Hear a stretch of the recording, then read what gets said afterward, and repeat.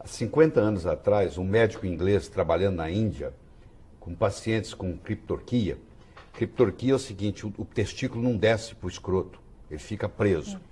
Então eles usavam uma coisa chamada gonadotrofina coriônica para fazer o testículo descer.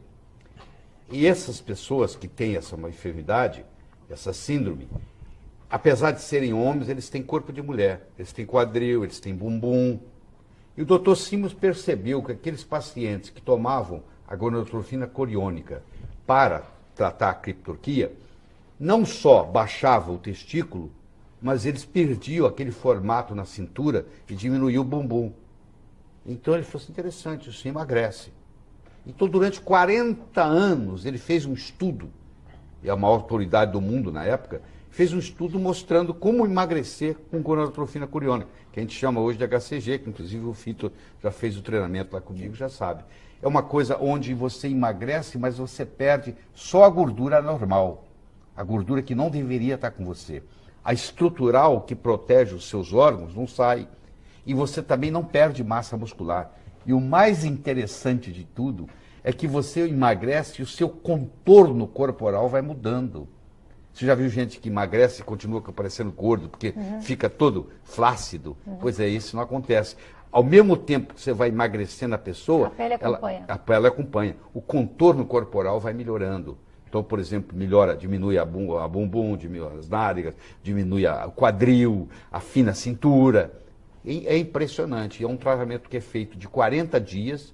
A pessoa vai no consultório médico e recebe uma injeção 5 vezes por semana e tem uma dieta junto. E 70% das pessoas que emagrecem desse modo não voltam a ganhar peso, que é outra coisa importantíssima, porque a maioria emagrece, conhece o efeito sanfona.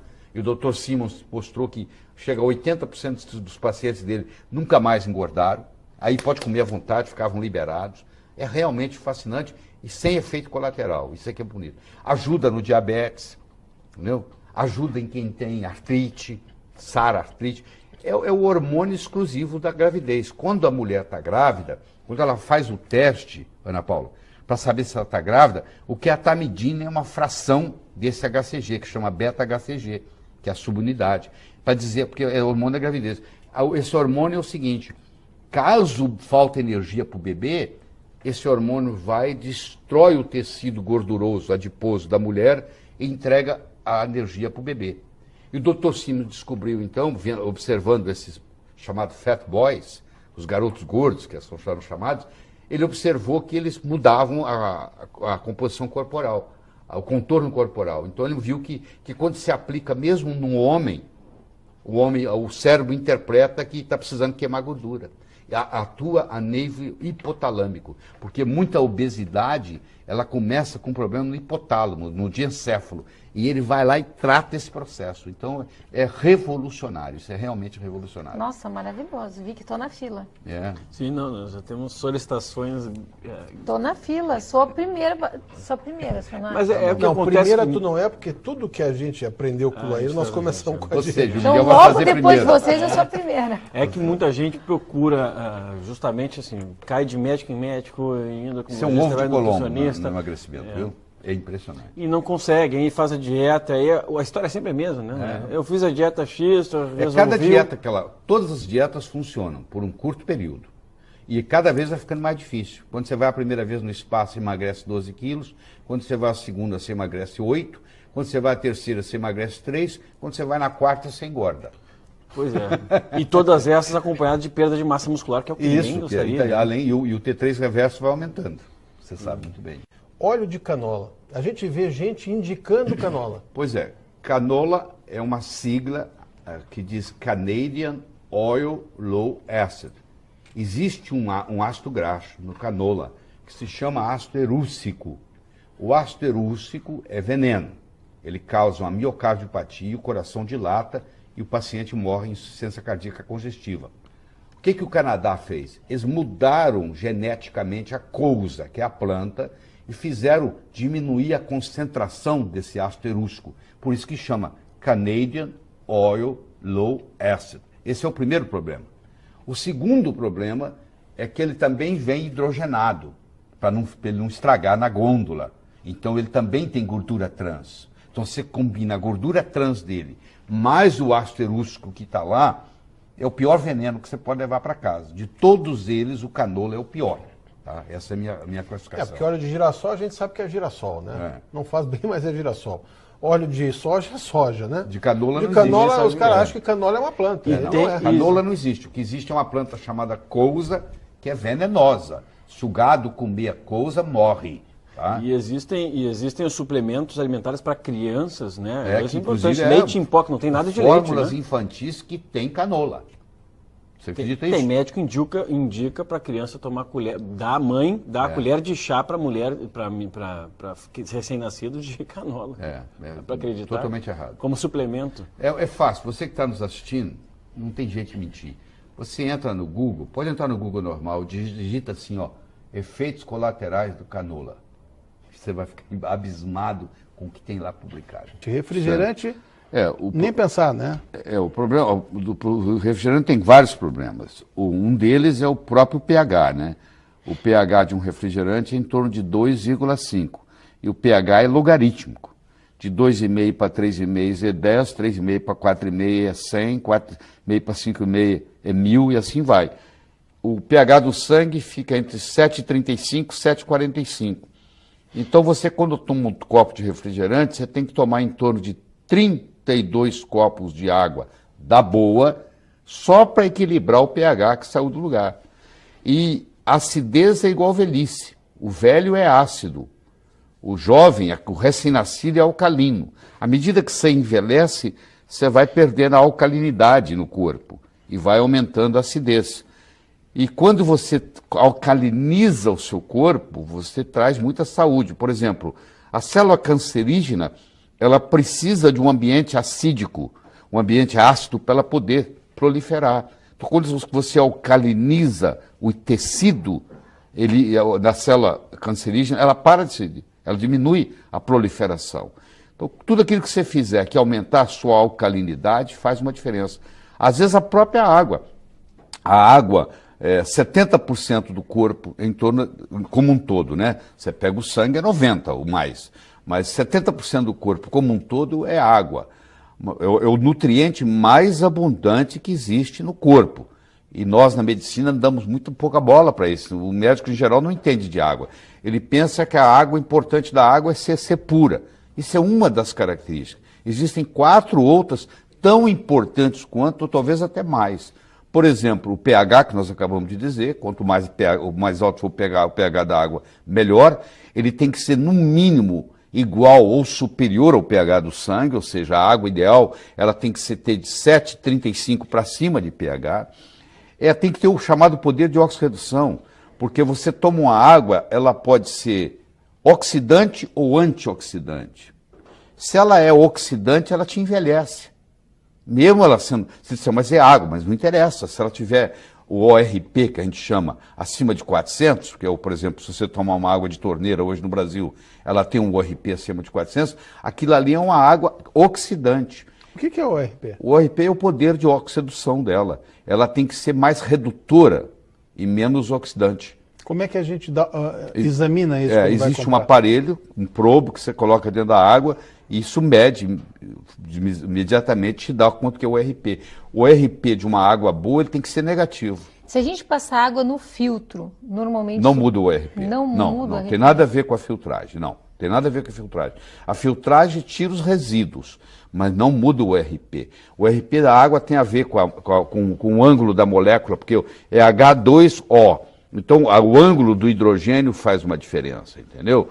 E hoje existem aparelhos, eu inclusive busquei um meu em Hong Kong, fui buscar um para minha casa, onde você pega a água de torneira, passa por esses chamados ionizadores, e quando sai do outro lado, sai uma água não só com pH de 10, mas sai com poder de redução de menos 200.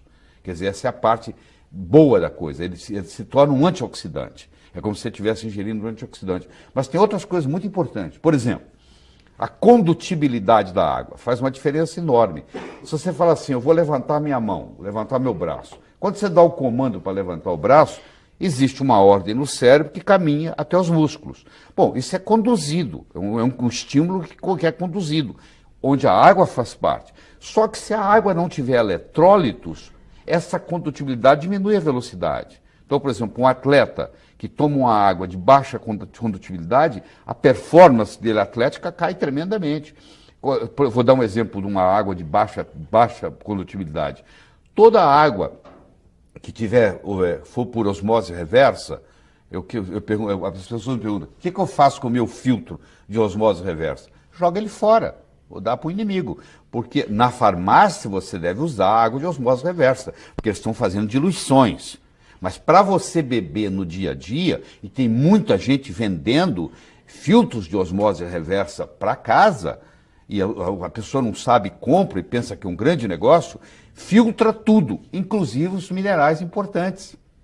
Esse aqui é o problema. Você vai dizer assim, mas na Arábia Saudita, eles pegam água do mar, fazem a osmose reversa e tomam essa água. Bom, mas só que eles fazem a osmose reversa e quando chega do outro lado, eles fazem uma remineralização da água.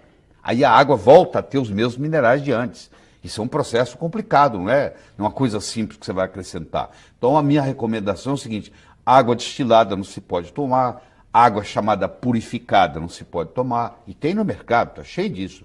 E água por osmose reversa não se pode tomar. Então, se uma pessoa que toma água por osmose filtrada, por osmose reversa, durante muito tempo, ela desenvolve osteoporose, por causa da água.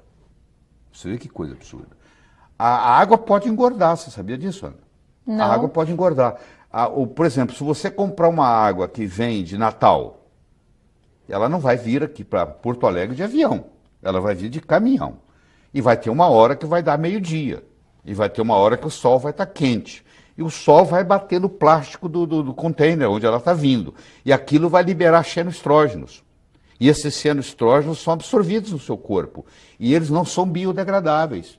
Então, por incrível que pareça, a melhor água é aquela cuja fonte está mais perto de você.